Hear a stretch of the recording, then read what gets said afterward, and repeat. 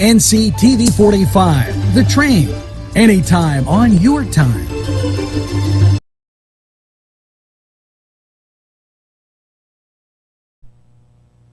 Today's programming is brought to you by NCTV45 and NC Radio 450, Newcastle's community television station.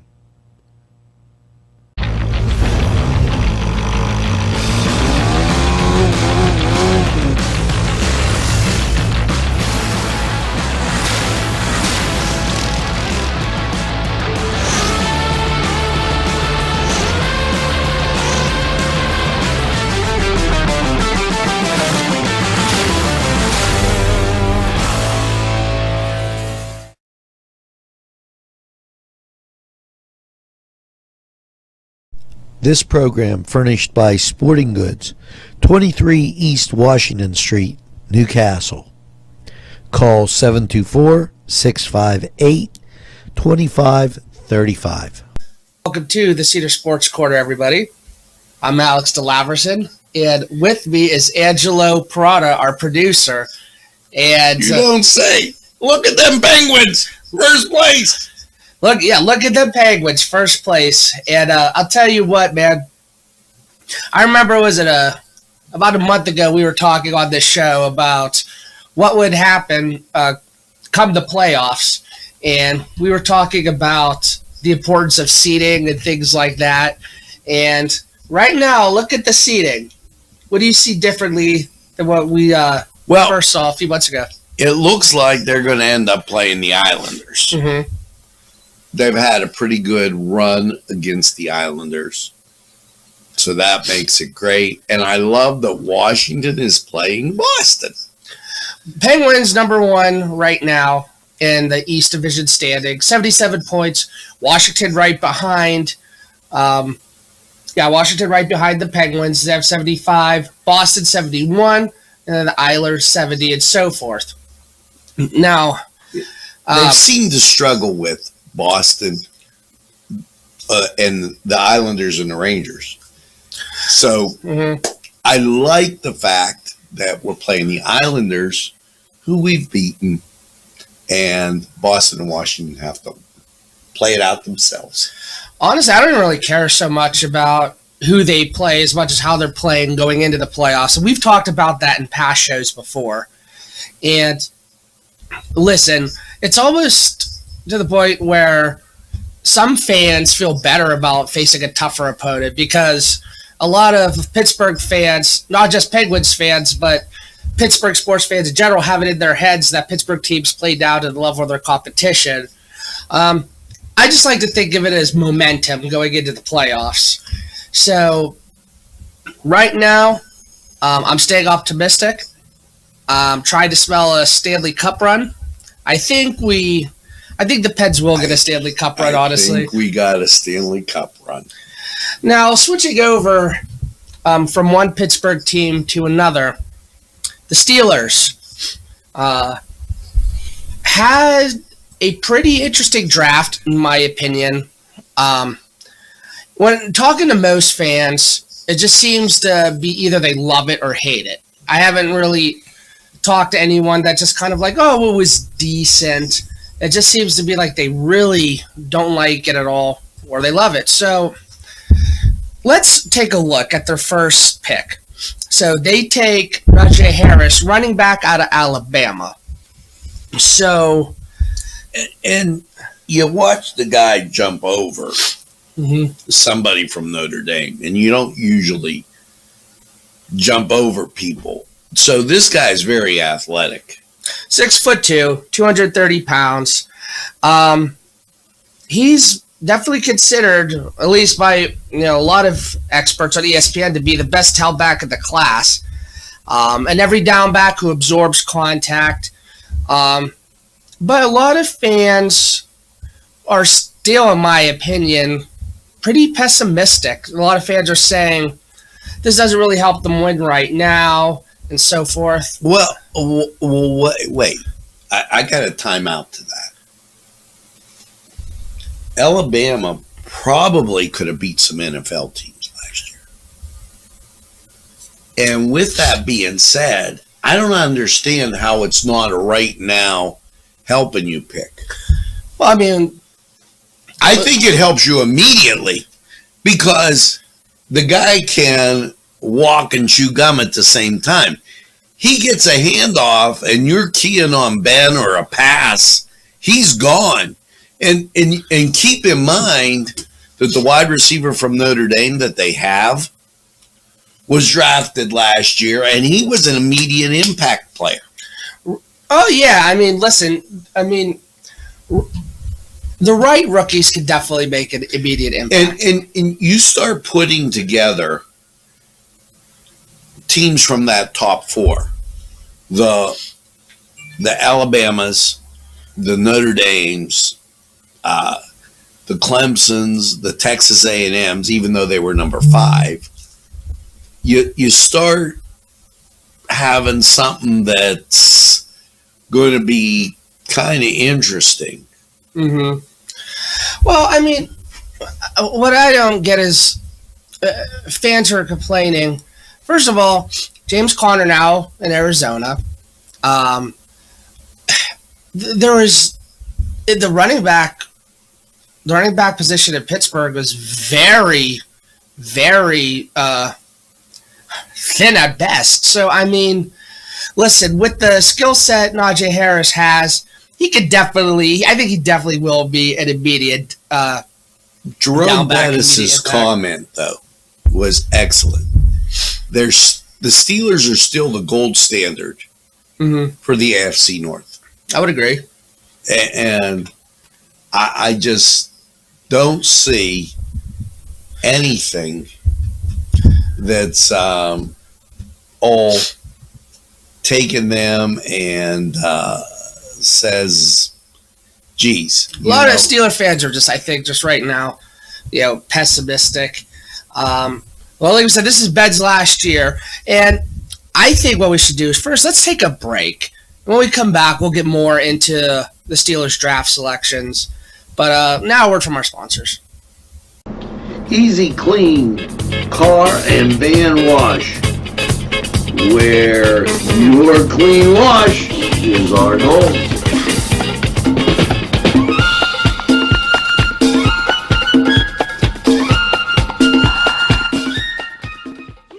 Hi friends, I'm Gary West, and whether you find Augustine's Pizza at your local grocery store, the folks at Augustine's Pizza hope that their pizza is always your first choice for any and all occasions. The Cedars restaurant in Newcastle wants you to indulge in the food from their pleasing menu. The Cedars features Mediterranean, pub food, Middle Eastern cuisine, and so much more. They're open every day, 11 a.m. to 10 p.m. Call the Cedars on the east side at 827 Addis Street, Newcastle, 724-658-9543. That's 724-658-9543. Welcome back, everybody, to Cedar Sports Corner. And, Angelo, let's dive in a little bit more to the Steelers draft selections. And their second round draft pick, number 55 overall. Dude, this guy's name, I don't think I pronounced it right. Freiermuth. You could get hurt saying his name. Yeah, I know, really. Pat Freiermuth, tight end from Penn State. This is, to me, a very interesting pick because with Vance McDonald now retired, they needed a tight end who was pretty versatile, someone that could be opposite of Eric Ebron. And most draft experts have this guy as the second best tight end in the draft. And I'm even reading things like this dude has shades of Rob Gronkowski at 6'5", 251 pounds, and the ability to stretch the field. But I'll tell you what, look at their first two picks. I feel like they have two picks that can make immediate help. But a lot of fans are saying they didn't get picks that can help them win this year. I don't see how at least these two picks. Well, wait. If you got to take a break here, like I call a big timeout. You get a team that goes 12-0, and you go, oh, they don't have any help. Well, I'm sorry. The Ravens didn't have any wins. The Cleveland Clowns were struggling, and sorry about that, but I'm not a Browns fan. Why do you keep saying that? I'm not a Browns fan. And Cincinnati is 4-11. Okay. How much help do you really think they need? And the guys that they got are better than the guys that they had. In that they didn't have a running back. Now they have a running back. They got a tight end who, by all accolades, seems to be able to be okay. So they filled in where they needed to fill in immediately. Yeah, and I think a lot of it comes down to is you have a lot of, I don't know if I want to say Yids or Steeler fans, but Steeler fans who wanted like a linebacker, even, first round and things like that. And it's, I mean, they got a linebacker in the 4th round. This is reminiscent. Let me tell you what this is reminiscent. Mm-hmm. This is reminiscent of Lou Holtz at Notre Dame, where the first year he went in, had a little bit better record than the previous year. The second year he went in, he went 10-1. The third year he won the national championship, and the alumni said to him, Lou, we need a little bit better performance. He said, we just won the national title. They said, no, we want you so far ahead in the first quarter that any son of a gun can run the team from there. Mm-hmm. And that's Steeler fans with, moving past and having all the Super Bowls. They just don't want to win. They want it to be a no-brainer so that they can eat their wings and pizza and just enjoy. Or a Coney Island hot dog pizza. Yeah. We're throwing it back, right? There you go. But here's the deal. So the third pick, they got a guard from Illinois. He's a center. I'm sorry, what was that? He's a center. Oh, okay. Well, every website I'm reading has him listed as a guard. Maybe I know he's supposed to be playing center, but you know what? Yeah. I don't know. Kendrick Green. Yeah. So. Oh, I think he was a guard, but he's drafted to play center. Right. One of those deals. So the thing, they needed help at their line. They got him. They got a 3-year college starter. He. Again, I look, first 3 picks. What did they do? They filled needs. Right. Again, I'm still not seeing the hate here. Their 4th round pick, number 128, Dan Moore, offensive tackle from Texas A&M. So they had back-to-back lineman picks. Okay, I'm not hating it. He comes from a zone blocking scheme, so he should fit what the Steelers should do. Mm-hmm. You know what I mean? And I'm reading a lot of things like, is he physical enough? I'm sure he'll be physical enough. Now, it's coming to the point where fans are just still upset they didn't address their defense until their second 4th round pick, and that's where. But they won. They won through the opening rounds against quality opponents. The Giants, the Broncos, the Texans, the Eagles. They won. And the Browns. Well, I have no problem with how this draft is played out. So, look, Buddy Johnson, linebacker, Texas A&M. Basically, things I'm reading about him, he can fly around sideline to sideline. He has good leadership qualities, and he's pretty good as an inside backer. So again, the thing is, there's pressing issues. Devin Bush, with that, recovering from that torn ACL. Vince Williams possibly in his last season. It's too far off. Yeah. In the Wonderland. Exactly. That I think you're fine. Yeah. Well, how about this? How about we take another break? In the last segment, I'll briefly go over their last 3 picks and then Maybe we'll talk some more. Maybe we'll talk some Pirates baseball, college. We'll see what's going on in the world of sports. We'll be right back. Shake your body, baby, do that conga. No, you can't control yourself any longer. Hello, friends, and it's Los Amigos. Let me tell you what, great food. Whether you get the chimichangas, enchiladas, tacos, whatever you get, you're going to love them. The nice, friendly atmosphere. Stop by. Tell them NCTV45 sent you. It's Los Amigos sponsoring this program. It's Chubby's Let's Pizza again, like we did way back when.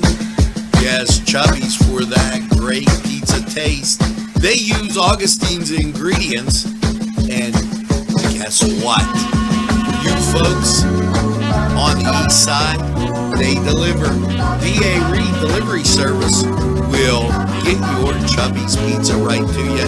It's easy. Call ahead, place your order. It's Chubby's Delivery right there for you. And don't think that they don't have cheese stuffed meatballs, sausage, and so much more. Chubby's right there for you. If you're craving hot dogs and more, and you're in the area, then look no farther than Coney Island. Welcome back to our last segment of the Cedars Sports Corner, everybody. And Angelo, let's just briefly go over the Steelers' last few picks of the draft. I'm not going to go too much into it. Number 5, wow, what a name, Loudermilk. Am I pronouncing that right? Mm-hmm. Defensive end from Wisconsin, Isaiah Loudermilk. Loudermilk, what a name. Well, you've got some defensive guys there in Loudermilk, in Roach. Okay. So, and you got a cornerback from Oklahoma. So you're solid. He's kind of a project. 6'8" is a defensive end, but they must really like him. I mean, they sent a future 4th rounder to Miami in order to get him in the 5th round, and I know this was one of those picks that had a lot of Steeler fans saying, "What are you doing making those kind of moves for a project player?" But again, they must see something in him. A guy like Elsie Greenwood, Mean Joe Green, those were project picks. I'm actually not even too familiar. Okay, so what I'm saying is Ben was a project pick. They had a chance to get other guys. They took Ben. I'm not worried. The Steelers have a way of being able to grab guys that are quality players and just seem to be able to fit well into their mold. I think also, too, because of a lot of, some of the draft picks they've had in the recent past turned a lot of fans off. Like the Artie Burns thing, they felt like they invested in a project too early. My whole thing is, this guy coming in, the 5th round of a draft, it's okay to have a project pick that late. And again, for them to make that move, I'm okay with it. They must like him. So round number 6, offensive outside linebacker from Miami, Quincy Roach, if I'm pronouncing his last name right. Skilled pass rusher. They needed just what they needed behind T.J. Watt and Alex Highsmith. He's ranked as ESPN's number 173rd prospect. So this is a good value pick. And look at their last 2 picks. Trey Norwood, safety from Oklahoma. And their last pick, Presley Harvin III, punter from Georgia Tech. Again, your last pick, did they feel like they need to upgrade a punter? I'm okay with it. So I look at this draft, and I don't see anything wrong, really, with it. So, again, and you know how pessimistic I can be when it comes to the Steelers, their front office. I feel I'm all right with it. I don't see anything wrong. Fine. And as we punt over to college football, I'm confused. And I'll tell you why I'm confused. First of all, college football was supposed to begin in March. It did and it didn't with, and I call Division I AA. The Dukes of Duquesne played, won 4 straight games, played a conference championship, and were done by Easter. Then Delaware, the Fighting Hens, were just on the other day. And the confusion is that I thought everybody was supposed to start at one time and stop at one time. You've got teams that are going to be picking up a fall schedule now, and they're going to have to be getting ready for a fall schedule in a few short months. Now, some schools only took their seniors and played, but I think that's kind of rigorous. And as we move over to the Notre Dame Fighting Irish, who was dreaming when they made this schedule? They're going to open up with Florida State. Now, everybody goes, oh, well, Florida State hasn't been that good. But still, you're opening up with Florida State at Florida State. Well, it's one of those things where, any first game of the season, a lot of teams are rusty, or they're not, they're not in their element yet, kind of trying to get things together. And you're going away at a big-time program. So, I mean, it's one of those things, anything can happen. I still think Notre Dame's going to be okay. I mean, for goodness sakes, Pitt beat Florida State at Florida State last year. Well, holy Toledo. Well, holy Toledo. You come back, get a break. Then you Purdue, Wisconsin, those are some pretty quality programs. You bop into October. I think they have no problem with Cincinnati. You go at Virginia Tech, and then the return of the Southern Cal Trojans on the 23rd of the month. I see Notre Dame, going maybe 9-3, 10-2. I mean, can they? Here's the question: if they take out Florida State, Toledo, Purdue hasn't they're a rival, but they haven't been playing real well, and that's at Notre Dame. Wisconsin's at a neutral site. I don't think Cincinnati and Virginia pose a threat. So then you go to the USC game, big game, at home, and you're sitting on the 30th playing North Carolina, who North Carolina gave them a struggle last year, but they beat them. North Carolina is one of those programs, those teams that just, they could be 0-8 and they still find a way to beat you, or they're pesky. They're a trap game. So you're knocking on November with a good shot at returning. And the only November issue that I have is at Stanford, the last game of the season.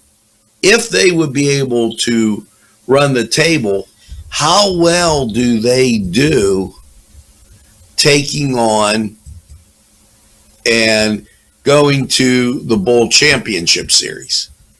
And who do you think they run up against when they go to that Bowl Championship Series? I feel like you have someone in mind already. Well, here's the question. You get, say, Clemson without their normal people. You've got Alabama that Trevor Lawrence, is a Jacksonville Jaguar now. Again, it's still Clemson's just been so good right now. They're I would say, obviously them and Alabama are the two premier programs. And I'll tell you what, I'm interested, not to go back to the NFL here, but I'm actually interested to see how Urban Meyer does with the Jaguars. That's going to be very interesting because a lot of fans have said over the years, can Urban Meyer win in the NFL? I guess we're going to find out. Well, when I look at this and Notre Dame finishing in the 4, everybody they play is at a lesser degree than them and has graduated a lot of people. Mm-hmm.